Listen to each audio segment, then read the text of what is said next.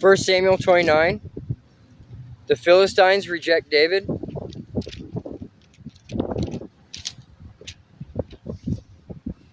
The entire Philistine army now mobilized at Aphek, and the Israelites camped at the spring of Jezreel.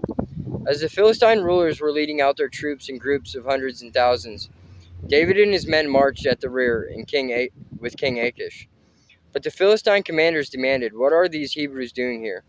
And Achish told them, "This is David, the servant of King Saul of Israel. He's been with me for years, and I've never found a single fault in him from the day he arrived until today." But the Philistine commanders were angry. "Send him back to the town you've given him," they demanded. "He can't go into the battle with us. What if he turns against us in battle and becomes our adversary? Is there any better way for him to reconcile himself with his master than by handing our heads over to him? Isn't this the same David about whom the women of Israel sing in their dances?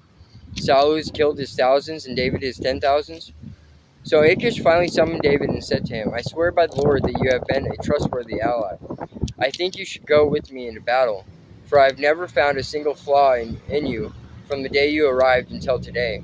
But the other Philistine rulers won't hear of it. Please don't upset them, but go back quietly." "What have I done to deserve this treatment?" David had demanded. "What have you ever found in your servant that I can't go and fight the enemies of my lord the king?"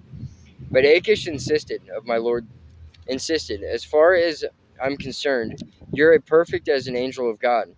But the Philistine commanders are afraid to have you with them in the battle.